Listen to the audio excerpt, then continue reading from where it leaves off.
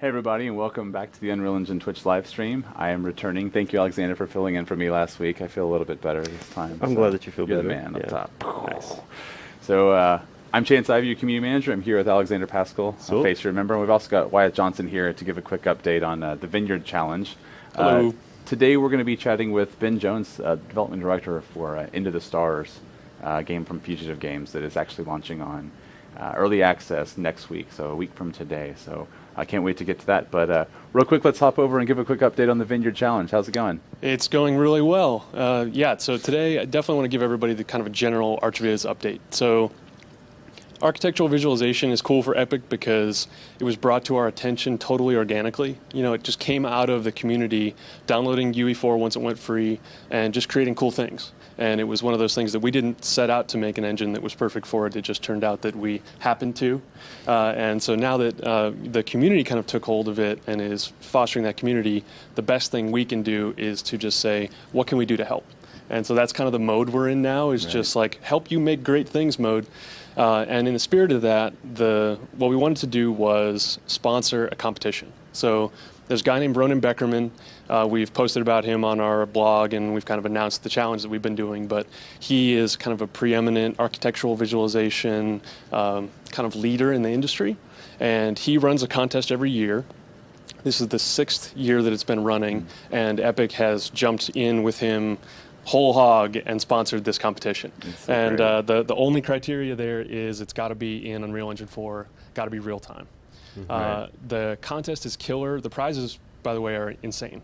$25,000 first prize, grand prize for team entrance, and a $12,500 first prize for individual entrance. Man, so awesome. There's a really healthy prize pool here. There's also like 30 some other odd $1,000 worth of miscellaneous other prizes, like runner-up categories, best lighting, best materials, best interactivity, trying to take advantage of the fact that we have a real-time engine and now everything isn't taking, minutes or hours to render a frame, So it's a really cool competition.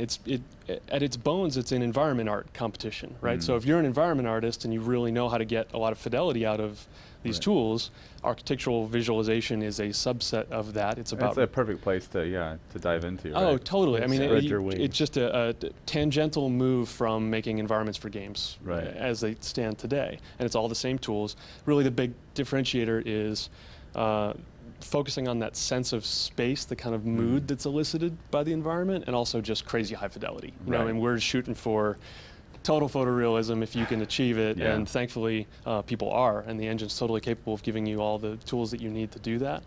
But it's a great competition. There's still plenty of time if people want to jump in and sign up. It ends at the beginning of September, so people still have like 8-9 weeks to jump in. There's all kind of room, like I said, for even if you don't have the grand prize winning entry, you might win for best lighting or best material work, or focusing on one category, you can still go home with a couple of $1,000s. I should also mention that NVIDIA has been awesome. They jumped in bed with us and said, what can we do to contribute to this? So all the grand prize entries get Titan X GPUs, 980 Ti GPUs for all of the supporting categories. So, like, alongside the healthy cash sponsorship, there's also other cool prizes. Other great things you can pick up. Great judges in the community. We've got Kim Library, who's the Epic CTO and has made some amazing film contributions. He's going to be one of the judges. That's great. Ash Thorpe, who's this design guru from film, badass. He's going to come in and help us do it. So I just couldn't be more excited about the competition. It's really cool to see this convergence. It's like you said, it started popping up on our radar as people were starting like, hey, I can do this, right? I remember the first time we saw some of the coolest scenes, right? It was like, what is this? Like, it's just really blowing us away. Filmed this, right? Nope. Yeah. And what's so great about ArchViz is that it really isn't that extreme from a technical challenge standpoint. It's fairly basic to set up, and all it is do you have a good eye? And then you apply that with the power of Unreal Engine, you can make some like incredible looking stuff. So we're really excited about it. I should also mention that our marketplace now has a brand new ArchViz category. So we have partnered with Design Connected, or helped Design Connected get a bunch of their assets on our store as kind of the first round for that category. They're a great source of CG models, and so they've brought a bunch of their assets over to Unreal. made them real-time ready, and they're up on our marketplace now. And so, for people that are interested in that, they can do it. Also, I started a thread up on our ArchViz category on the forums. Right. And that's a place where if you have a question that you're just not sure, you want some clarity about the rules or about how to enter, or you want some technical help, post there, and I'm on that thread every single day. So yeah, definitely. I think that there's a number of people in the Unreal Engine community that are working on ArchViz as well that frequent this forum. So if you've got questions, if you're running into things, I'm sure people there even help out as well, right? Yep. So all the information's on here. You can see Unreal Paris, some of the all the coolest work, CG Cloud London, which we're actually showing on the stream here in a minute. Beautiful. Yeah. So really things to inspire you, things to check out. Yep. Really excited about this project. It's really, really great. The prizes are insane, but also we just can't wait to see the entries. I know. They're going to be so I know cool. it. And in the competition itself, it's an ArchViz competition, but inside of the judging criteria are kind of superlatives or words like just mood, right, or storytelling.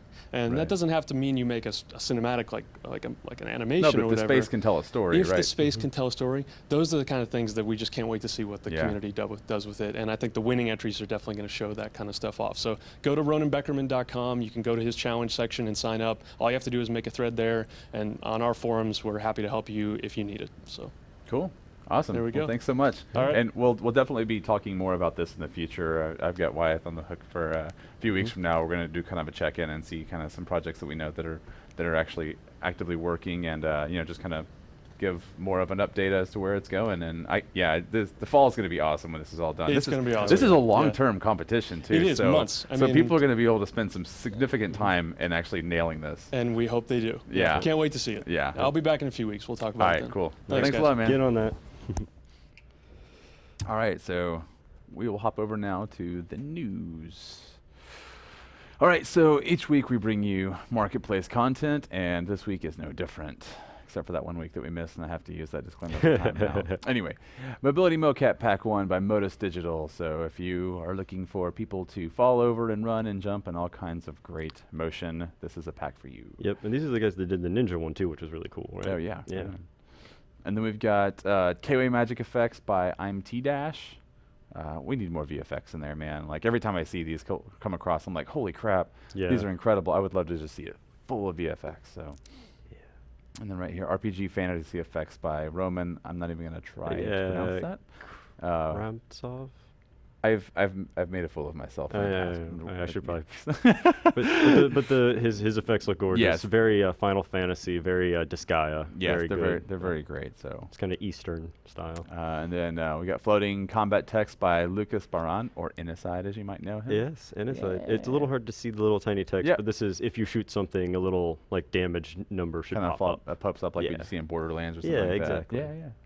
Yeah. Blueprint Keypad UI by Look Dev Unlimited. So for all your access, I want to see somebody build something with the new Oculus Touch and VR, so you have to use the hand to like touch the keypad. Yeah, that's kind of cool. Make it happen. All right. Let's see. Quest and Dialogue System. Oh, that looked complex, but awesome. I'm not even going to try to pronounce that guy's name at all. Yeah. Very cool. I love these little bolt-on things for games like that. Like if I were to build a game, that needed something specific like this, this is the perfect solution for that. And then audio here, you can door sound effects, which is actually pretty great. I actually got to listen to this. It's like a series of creaks and slams and like it's like creaky noises and stuff. I can almost hear that door right now. Yeah.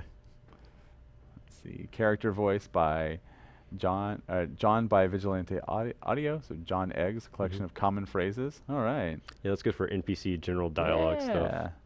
Cinematic music pack. The sunset or rise, depending on what side of the world you're on. Thanks, Stephen Liu. And satellite theme music pack by Tom. Cool.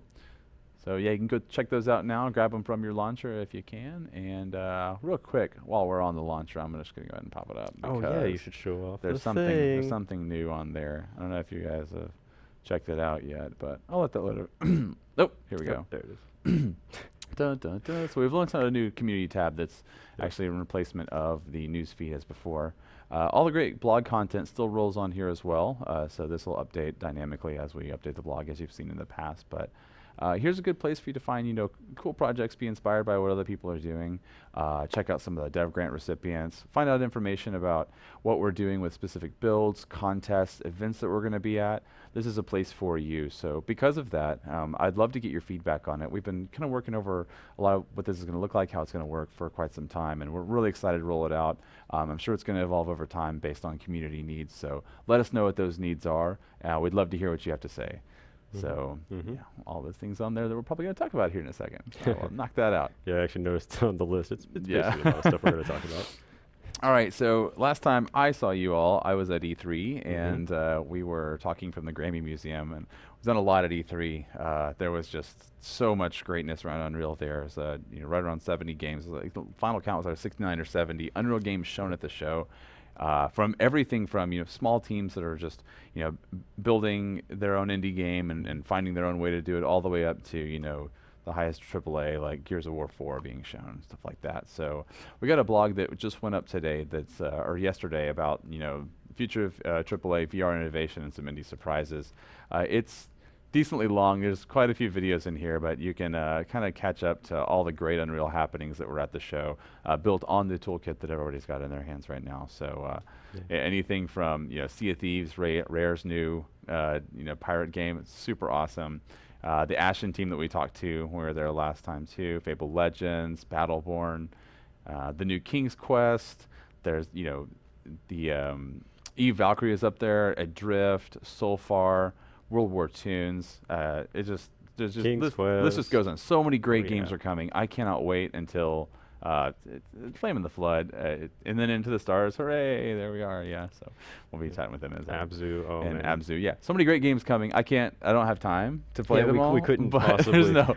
The stream would be twice as long just sitting here like, oh yeah, so beautiful.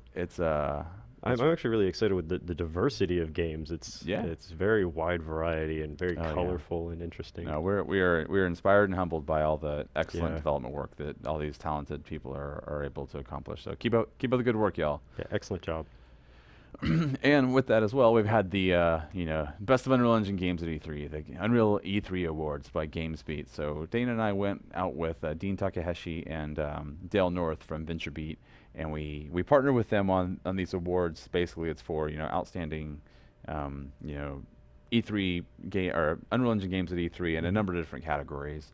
And so the results are in. We came through and have a quick video that we talk about each individual game and which ones they've won. And so we're going to be a little short on time today, so I would go through them all here. But you can check out the blog post that'll be dropped into the chat here in a second, and catch out all the great things that we saw there. So congratulations to all the teams. Yep. Congratulations. Again, keep up all the incredible work. Also, in E3 news, Jason Beasley, man in the chair today. Thanks, Jason. Woo! We walked around and we did some ad hoc interviews and just kind of checked out everything that's going on the floor at E3. It was probably the best E3 I've been to. Just so much energy, so much new talent, fresh IP, incredible work out there. So you can just kind of catch a little bit more of a laid back experience of me walking around interviewing a zombie, a toy poodle. I found Proto Man and some Back to the Future shoes too. Oh, by the way, there were capes at the Fable Legends booth, and I wanted one. What, you never got one? I never got one. So I'll have to see if I can talk to Lionhead about that. Anyway, check it out. Great little video. And I'm in it with my big old beard. All right, so the Game Jam was last week, so thank you, Alex, for kicking that off while I was out.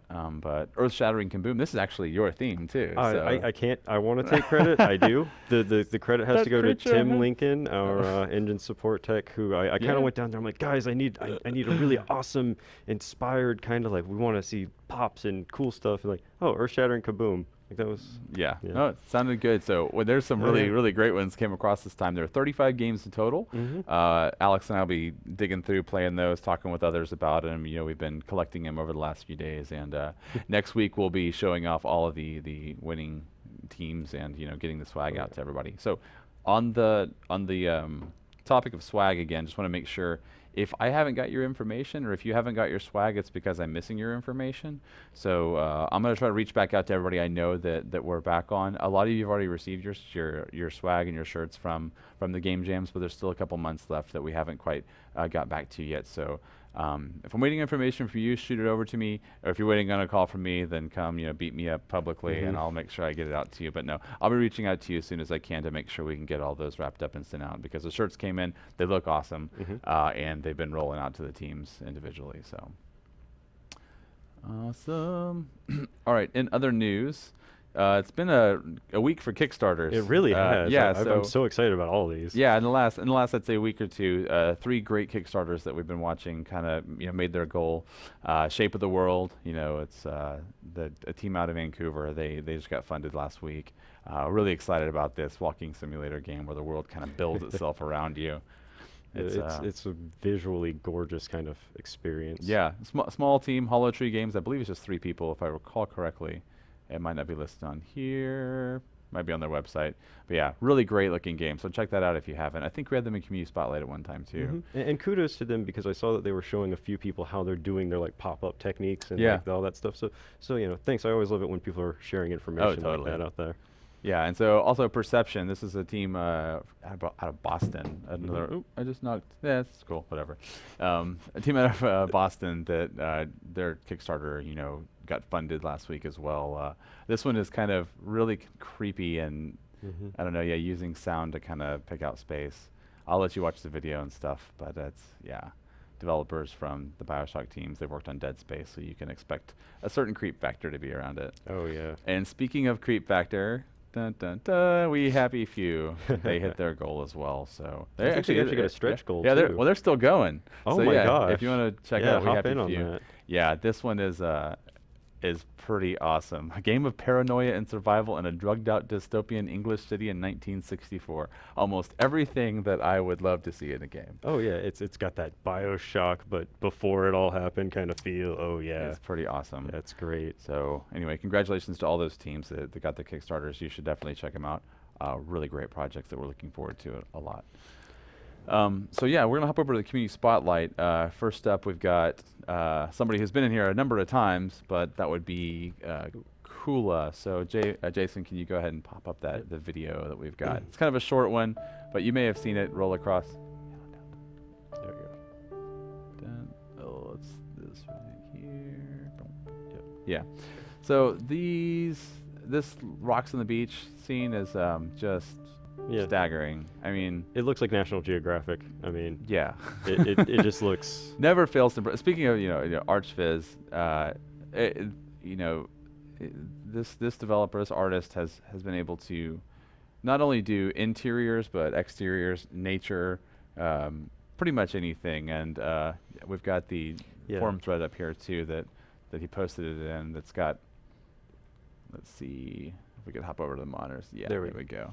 Yeah, so over here, we can see he's got the video up here. Got a lot of really great images that he's posted, and some of this got to the front page of Reddit and got to like #1 for a little while there too, which is really impressive.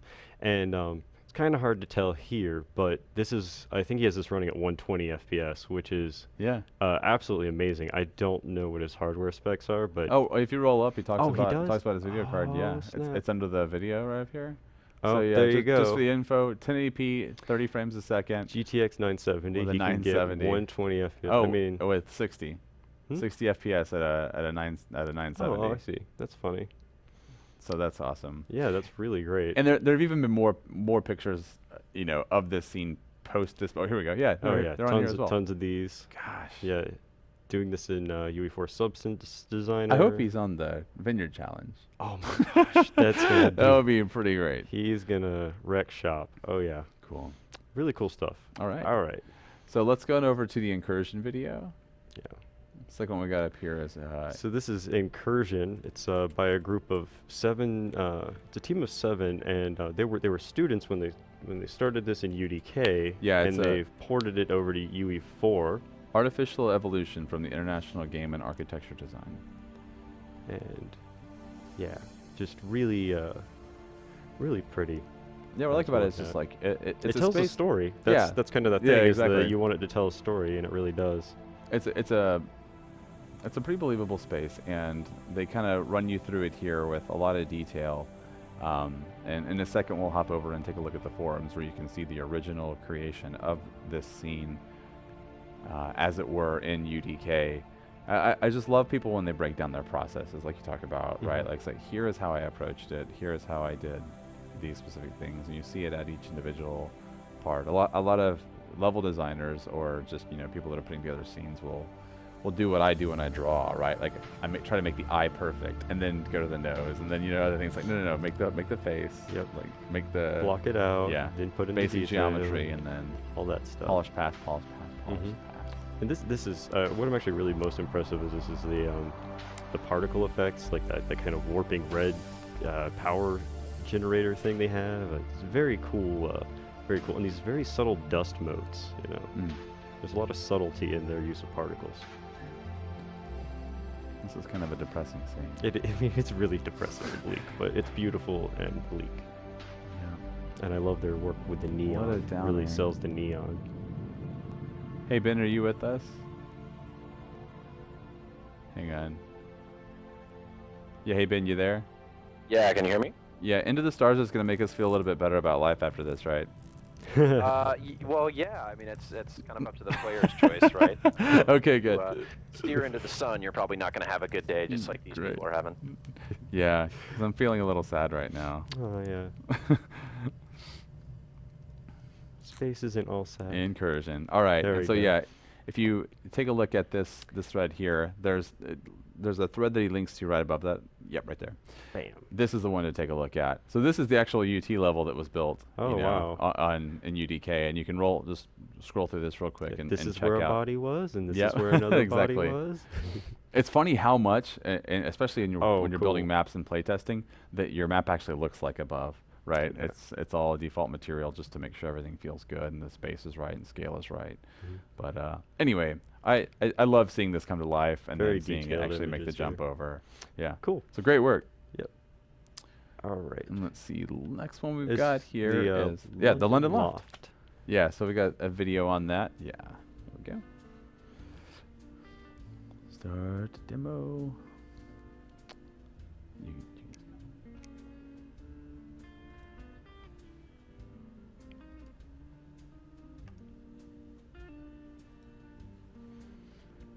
All right, so yeah, this is pretty great. I like the detail of the wall materials. Like, as you move around, you can kind of see The slight reflectivity. Yeah, you can see that it's they're almost not a little they're not perfect. glossy. Yeah, there was a little bit of that. It feels like natural paint.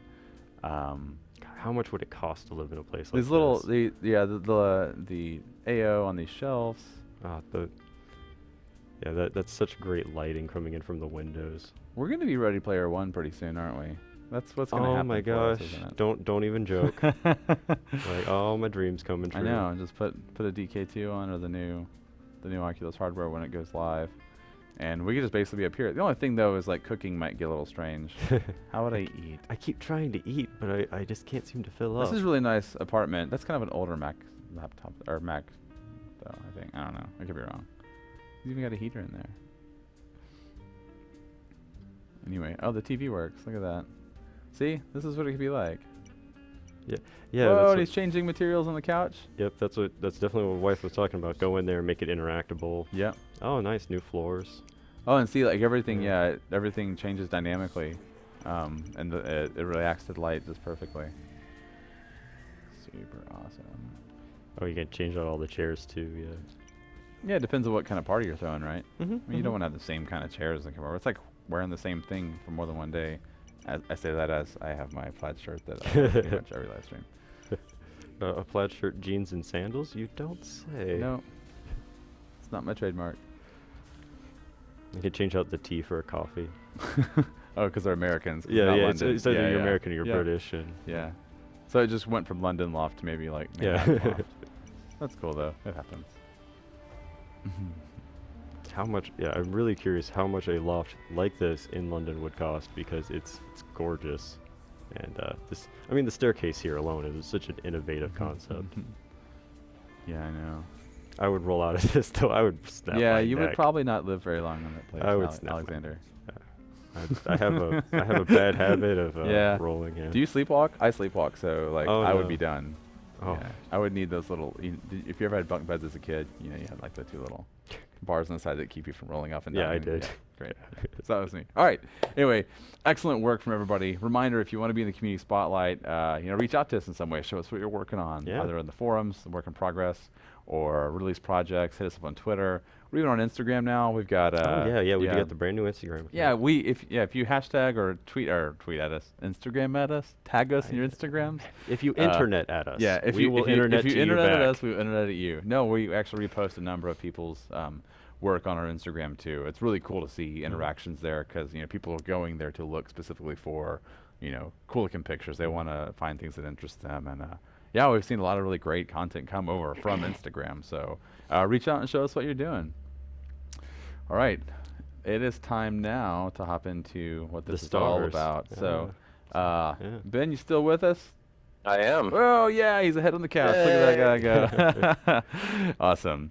It's good to see you. I know that it's been a couple weeks now since you and I were hanging out at E3.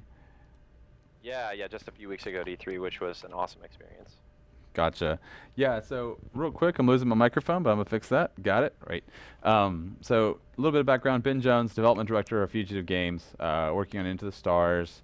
They had a successful Kickstarter earlier this year. We were all super excited about it. They came out to GDC with us, so if you were at the show, you probably got to get your hands on it at some point and check out the game. It's pretty rad. So it's like, early access next week? That's kind of the goal right now? Yeah, early access Thursday, July the 9th. So it'll come out at 9 a.m. Pacific. A week from today, almost to the time, just a couple hours earlier. So that's great. We met up at there's a Media Indie Exchange that was on the rooftop of the Grammy Museum from where we were actually streaming from on the floor, where you're showing the game off with a whole bunch of other people there too, and it was super awesome. How was E3 for you, man? That's the first big consumer show that you guys have had the game at, correct? Yeah, consumer show for sure. We kind of debuted at GDC a few months back, but obviously that's a very different type of show. And honestly, for us, E3 was kind of a surprise. We had put our name in the mix for a couple of things many months before and had almost forgotten about it, just because, for small indies, there aren't a lot of opportunities to showcase your game at GDC unless you're, on the stage for Microsoft or Sony or something. So for us, having that opportunity was amazing. We were really excited about that, and it's always awesome to be able to interface with fans, with Kickstarter backers, fellow developers, just everybody coming to see the game and actually getting a chance to play it and saying, oh wow, this is much more than I thought it would be. This is fantastic. And just getting the feedback that makes you feel good about all the hard hours that you put into it. Oh yeah, it's there's always been game developers. GDC's always been for game developers, and E3 has kind of always been more of a media marketing event and stuff. But you're seeing more events like this that are more about celebrating games, and you get that energy of a whole bunch of people coming to play games specifically outside of just report on games, and seeing, this kind of this inclusion of smaller developers, that don't have a big publisher, say it's, first or third party.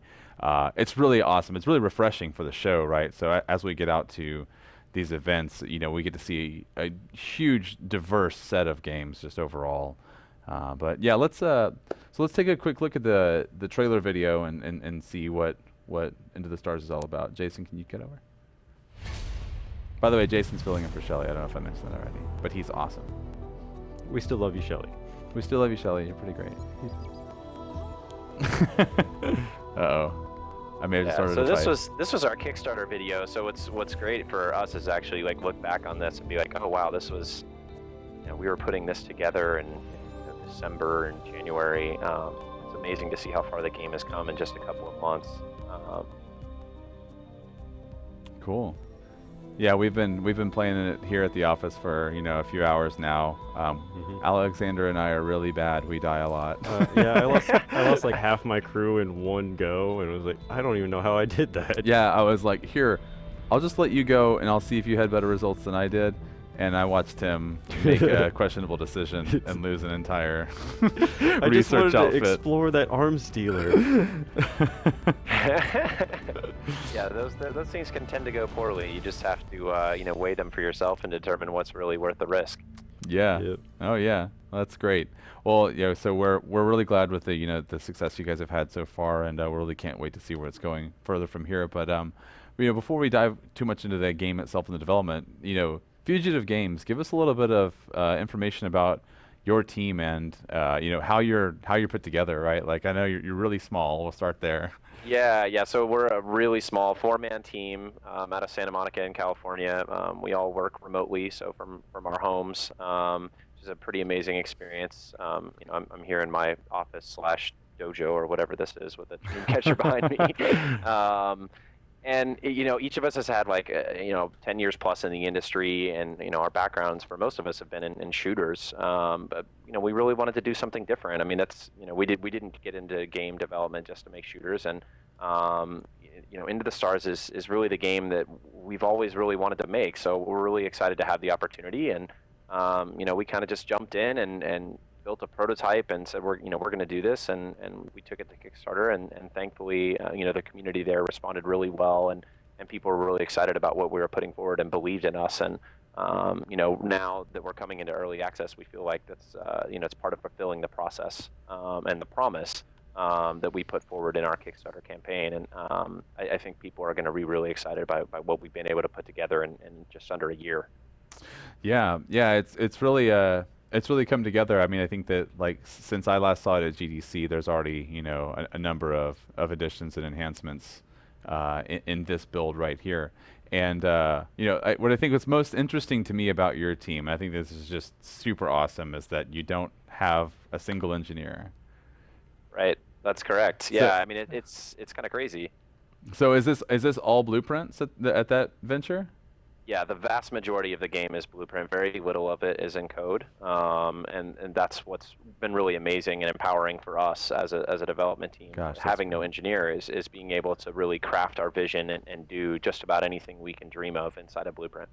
So it basically makes the people on your team, everybody can actually at that point code. They can all program the things they need, right? Since you don't have to have that. Yeah, that certainly some of us better than others, but yeah, Right. I mean our ability there is really unlimited, and it's really just as much as you want to dive in and learn about the process. It opens up to you in really amazing ways. So give us the quick elevator pitch on specifically what Into the Stars is here. I mean, I could kind of tell you what I have kind of taken from it, from kind of space survival, resource allocation. Basically just don't die. That's kind of the main goal here. But very exploration heavy, yeah. Yeah, but huge world it seems. I mean. Yeah, it's a really massive world. So, our core pitch has always been it's FTL meets Oregon Trail in an open world. So it sounds like it's a little more depressing than that video we watched earlier, because I'm never gonna beat it. I always die of dysentery and explode within 2 hours in FTL. So. This is yet again one of those things where I'm gonna name all my crew after my friends and watch them all die. Yeah. Absolutely. Some actually send to their death just out of spite. Sure. Yep, absolutely. Oh my gosh, rat infestation. And so you've got a combination of those two games that are kind of progression driven, at the same time survival, and react to your surroundings, make quick decisions. You've got a crew that you can accidentally send too many to go mine when there's a 49% chance of success, like Alex did earlier, and then lose them all. But what I liked about this is we approached this planet earlier, and you move into a mining mini game that reminded me of some of the things I've seen in BioShock or Mass Effect, right? So you're not just doing. Oh, I can't. I was going to deploy one to show them. It's not just. But I have rats, so I have to send all my crew to deal with the rats. Yeah, he's gonna drop a probe. You can pull them off. The rats can wait. The rats can wait, he says. All right, let's do that. But what's cool is it breaks into kind of a mini game that helps you. It's dexterity based, so you've got to actually work through something to get those resources you need, and based on what you do there. Actually helps you, helps your efficiency and having those things, right? So yeah, that's correct. And all those interactions are based off the skill of your crew as well, and then that's something that you level up over time through these different events. But the other side of that, as you can see, Betty there had pretty low health. Is there's permadeath for your crew, so you really have to take care of them. If they get damaged, you've got to put them in sick bay, which of course takes them away from anything else they could be used for. And if you're not, conscious of their health levels and their importance to your mission, you're going to lose crew members, and it's going to be a lot harder for you moving forward. All right, here's the mining. Yeah. Yes, it is very hard to move forward without crew members, as we have found. Oh no, you're that's a done. wall. Oh. Yeah, Oh, and you're no. done. I ate it really fast. Alex is like just a level 2 miner. we need to up his, his pivotal mining skills. Yeah, his pivotal definitely. skills. I bet I accidentally killed somebody too. Well, cool. So it seems like you've got a really big world here. You've got a lot of complex systems. You've got some, more micro mechanics in your mini games. And how do you approach something that is kind of this ambitious with just a team of 4? I mean, you guys have got to be, multidisciplinary, kind of in constant communication, especially since you're working remotely from each other. I mean, how do you manage that process? Yeah, very much so. All the things you mentioned, certainly communication is absolutely key. We're on Skype all day, so that's been an essential tool for us. But in terms of development, we've really looked at it as divide and conquer. We each have our expertise, and there's a lot of overlap there. So we do everything that we can, but we try to focus and divide up the work. And make sure that it's really segmented. So our project architect, Mark, is really focused on the technical aspects of the game, and our director, Alden, is obviously driving the beautiful visuals that you're seeing. And our creative director, Roy, is really worried about the layout of the world, and the story, and all your interactions. So we really have broken things apart, and that's made it much more manageable. But of course, when you only have 4 people, there's going to be a lot of overlap and a lot for everyone to do. Definitely. All right. So yeah. Oh, I got attacked. Alex is being attacked by think. the Scorn drones. Yeah, the dreaded Scorn. I'm gonna eat it. I know it. No, he survived this one last time. Well, he survived in general. He lost, I think, 1,000 civilians, and everybody's out. Everyone's sick too. You can fix this. So press confirm, Uh-huh. do it, and then go into assign battle stations. Assign, but yeah, right Or there. actually, sorry, go to crew. I'm sorry, go to crew. Yeah, you can assign it if you want, but you go to crew. You can pull them off of their tasks, your active tasks, and pull them into battle. So, someone's taking wait, care of where did all rats. your people go? Oh, they're all in sickbay. That's where it is. Yeah, perfect. Yeah. So Okay, pull great. them off. Yeah, and then if you go back to the captain's chair, you can assign them battle stations. Oh my gosh. Meanwhile, you're getting pummeled. And the best part about this, press pause, which is spacebar. So yeah, I wish I should have mentioned this from the start. So this is called management mode, and this is really great for people who are just getting their feet wet in the game, and also when you're dealing with more complex encounters. Right. So like you have 2 enemy ships here, but these are lower level ships. You can face up to 3 enemies at once. All varying types. So you could be dealing with higher level ships that are firing torpedoes at the same time of lower level ships firing lasers at different intervals. So there's a lot to manage, and by pressing this simple key, you have the opportunity to kind of set the stage. So while I'm in pause, I can select the different frequencies of my weapons or my deflector shield. I could go into engineering and do some repairs, which is something you might want to do right now if you go into 4. Let's do that, and then you'll see. Oh, maybe you already used it before we went live. Yep. Oh, no. Well, what you can do is take those enhancements you have there and place them onto your weapons, so your laser cannon or your torpedo system. Oh, nice. And that's going to make those more efficient. They're going to recharge faster, which is going to actually enable you to fight the Scorn a little bit better. So yeah, throw that on your torpedoes and see what happens. Throw this on the torpedo. Yeah, there we go. So once you're ready, right, you can go back to the captain's chair and press pause. Right, whenever you're ready, and you'll notice that your weapons will charge up, and everything comes back live. So let's press pause again, and then notice that you've got a number of different target points on the enemy there. So you could say, for instance, select shields. Oh yeah, you can hit the shields of the weapons. Yeah. So anybody familiar with FTL knows that you can target components, right, and that's going to facilitate combat. So that's a big part of it, and the other part of it, of course, is frequency matching. So you'll notice that here the enemies both have blue shields. So with you having red selected on your lasers, that's going to enable you to penetrate their shields. Whereas if you selected blue, they're just going to deflect it. Got it. But of course, they change those throughout combat, so you're going to have to be vigilant and kind of maintain your gaze on what they're actually doing. And then the same goes for your deflector shield, right? So you'll see a frequency when they charge up. So if you press pause right now, you can see he's charging up red and the other one is charging up blue. So you're going to have to choose, and your deflector might not be ready in time in this instance. But what you'll want to do is pick the frequency that you'd like to block, and then time it by hitting deflect as as they're firing their weapon. Okay. And yeah, I didn't get a chance to do it this time. Oh, So notice that they changed red. their shields to red. So yeah, you got it. Change it to blue, and you're all good. Hey, so Ben, so you're launching early access next week. Yep. What's that put your dev time on this at? Like you say, Just over a year. just over a year. Yeah, Okay. we started in June of last year, and it's been a crazy ride. This is definitely the fastest development cycle I think any of us have been through. It's been absolutely insane, but we're really happy with the state that the game is, especially in entering early access. So Yeah. we're really excited for next week. Awesome. Yeah, it's looking great. I want to see if we can make this. Oh no, look at my hull. Willem, you can do it. Your hull? Oh no, your hull is in rough shape. Oh, you got to block the next shot. So block red, hit it now. Red, hit it now, buddy. Hit it. Yes. All right. Boom, there you go. You got him. Now you only have to kill one ship with 5% on your hull. Oh, Good one with Yeah. that. See, this is what we talk about.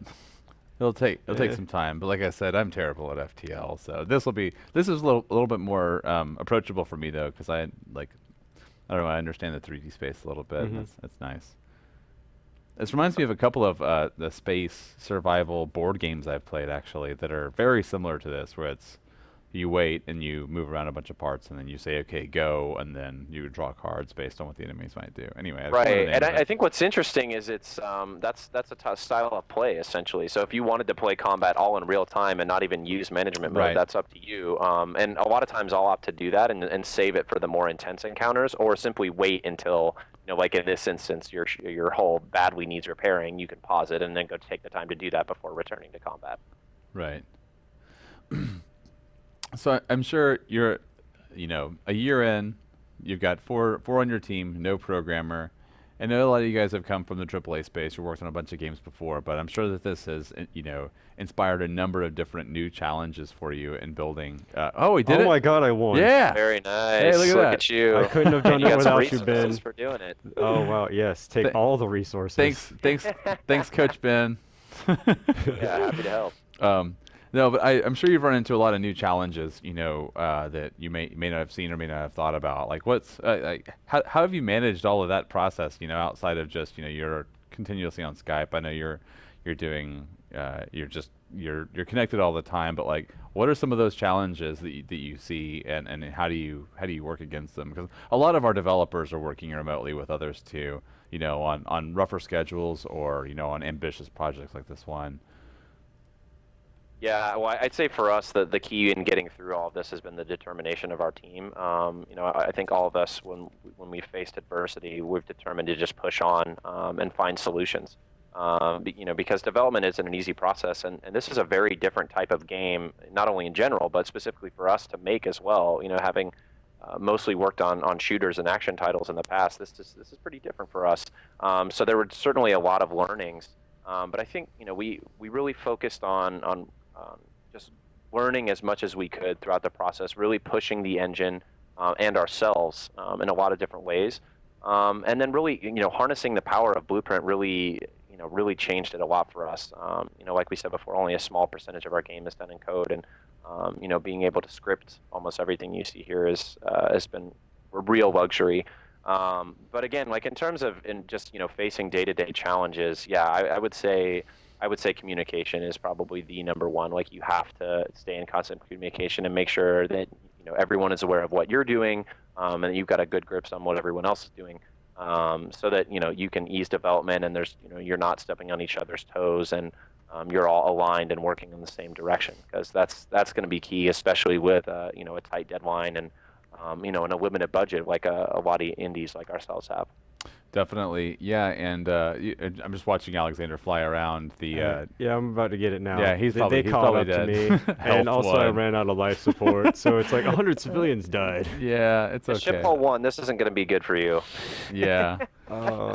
Mission Our species is extinct. It's not just game over. Like, there's no more humans. You Oh ruined my everything. Good Oh job. my gosh. So, well, I was noticing the first thing I noticed about this game is how good the ship feels flying. Yeah, that's it's got like a nice super floaty.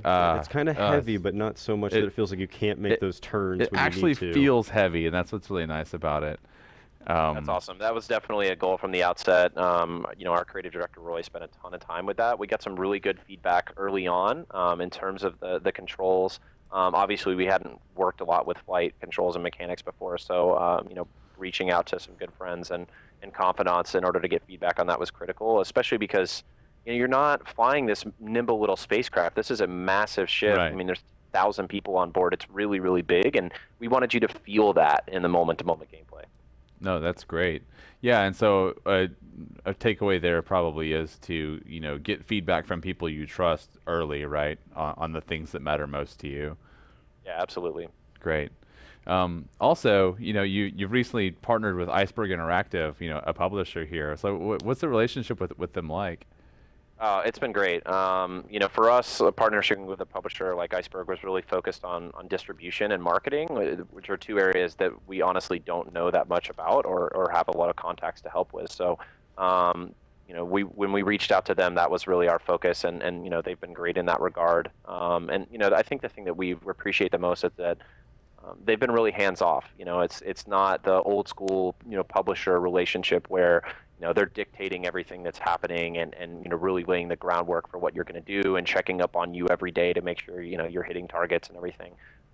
This is a much more relaxed and professional interaction with them, and I think we're really happy for that because the game when we approached them is mostly done. I mean we're in beta, so that relationship is mostly just about helping us finish and helping us get it out there.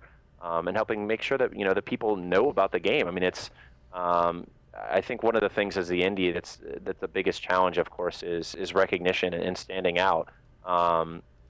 Regardless of what you do, in terms of like graphic stylings or gameplay, it's really about focusing on what sets you apart as a game and potentially as a team, and really pushing that out there. And Iceberg's been really helpful in that regard. Oh, that's great. That's good to hear. Yeah, so you've done a lot of things, with Fugitive Games has done quite a bit that a lot of other development teams are trying to accomplish or trying to get insight onto, and this, it's a very competitive market right now, games, since the barriers are really low. I mean, you've worked with crowdfunding and you nailed your goal there. You've made partnerships with key people. You're making a game that people really want, and you've got publishing relationship. Do you have any practical advice, for some of our viewers that are out building their own games, for any of those kinds of things, right? Like, is there anything that you could say that you could point back to that really helped any of those initiatives of yours? Yeah, definitely. I mean, I think we can start with Kickstarter. One of the things that I think is essential for Kickstarter is that you have a lot of content prepped and ready to go, not just for the page itself, but supporting content for everything that happens after your Kickstarter goes live and you announce it, because you've got to keep people excited and you've got to spread the word and make sure that there's enough that you can continue to put content out there on a daily basis.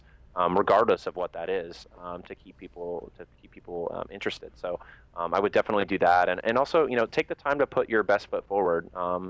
It's common knowledge that the video for Kickstarter is very important, but our team would argue that the supporting content and everything else on your page in terms of graphics and what you're spelling out in terms of the game itself and the opportunity for backers is just as critical. So I would definitely take the time to do that, and also be prepared not to have a lot of sleep for a month, because it's a very, very trying process, especially for a small team. So I definitely prep in that regard. And in terms of partnerships, I mean, obviously we're fortunate to have worked in the industry for a while, and we know some people, and they were we're lucky that they were interested in what we were doing and wanted to contribute some really, really amazing content.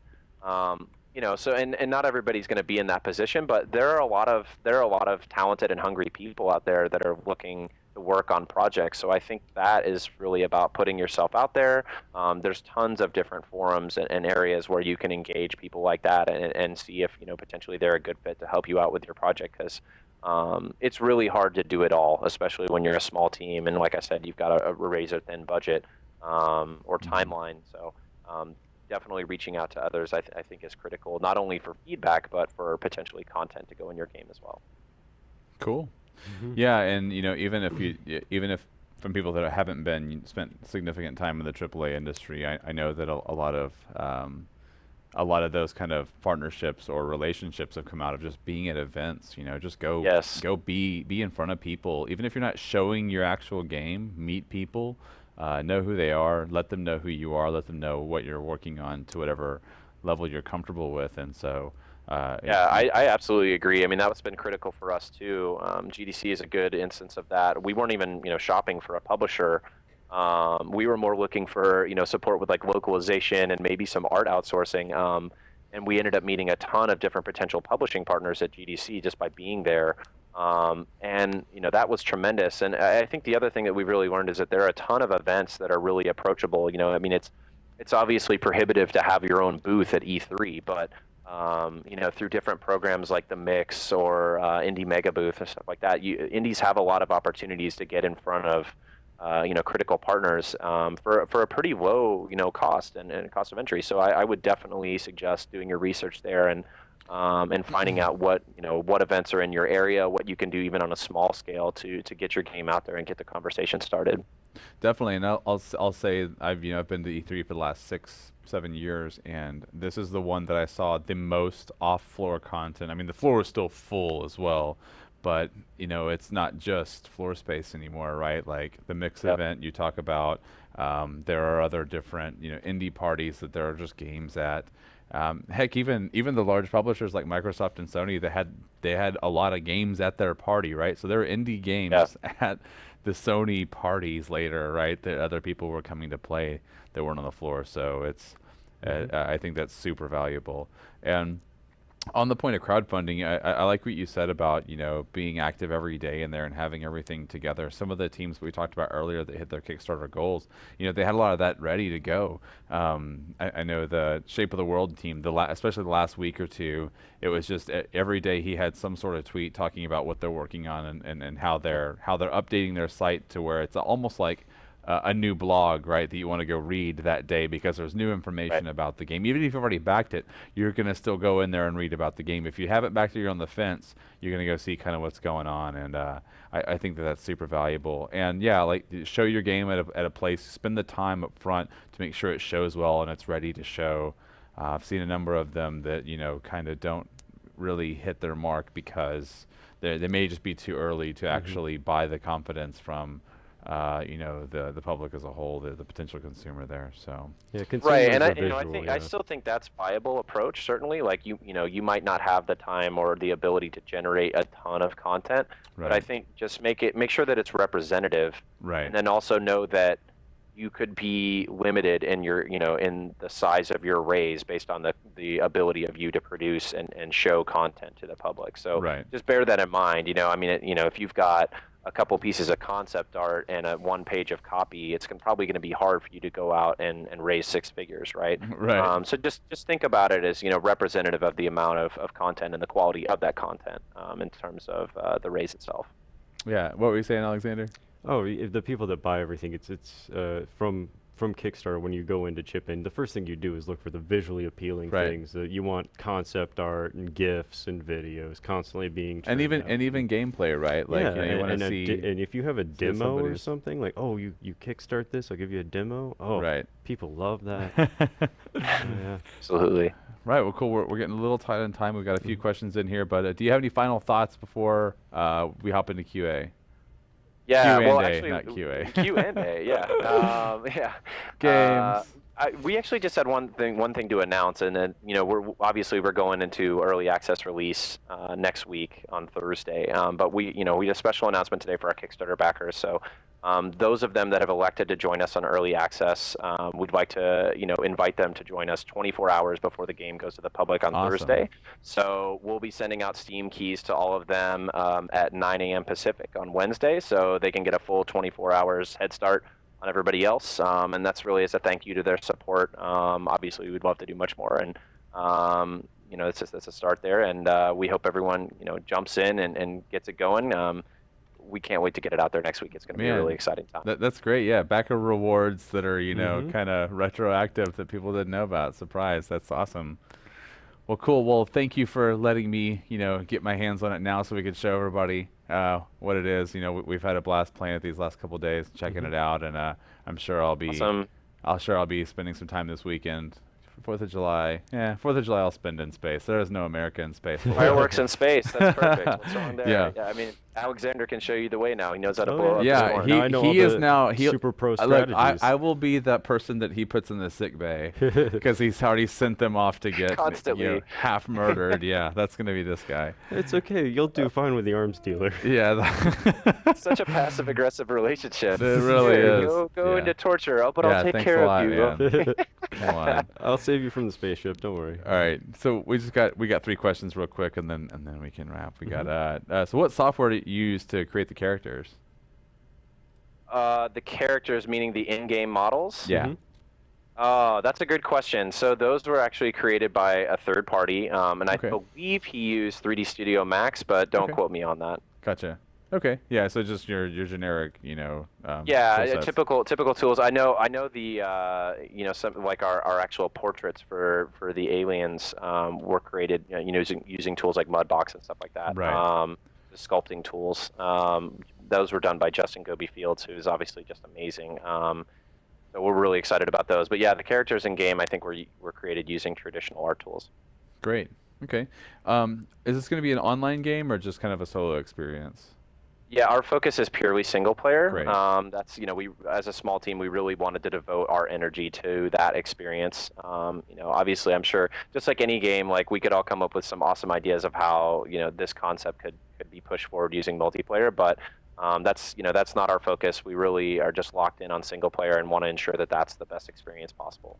Definitely. Yeah, and I think that there's something really cool about that. I mean, you're able to have the longer the play session you can have, the longer you've actually survived, right? And that's kind of you are the captain, you are running all these things, and you're interacting with this, very volatile world that's trying to kill you. And I think that single player experience is probably going to be pretty awesome when it's... Yeah, are you staring into the sun right now? You said it earlier. Now I have to do it. Oh, good. Rabies is under control. This is not going to end well for you. You know this, right? Yeah, great, good job.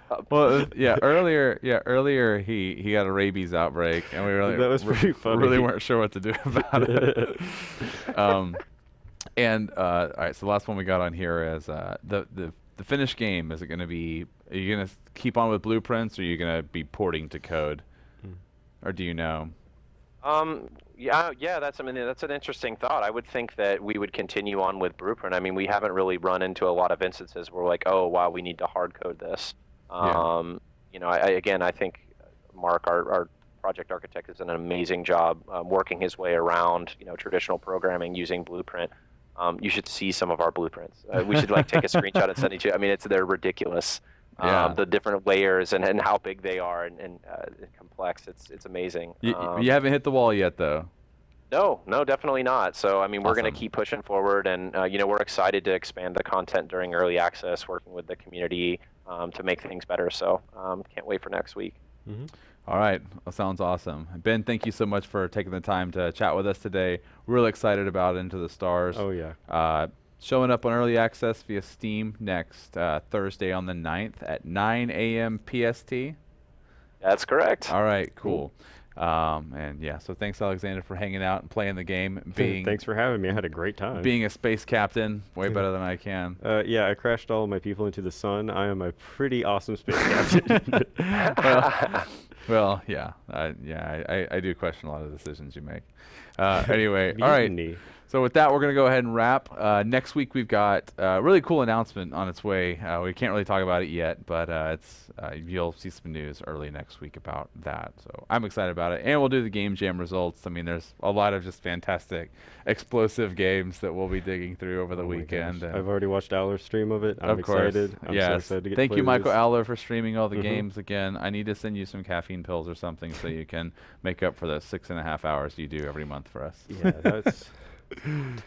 All right, everybody take care. We will see you next time.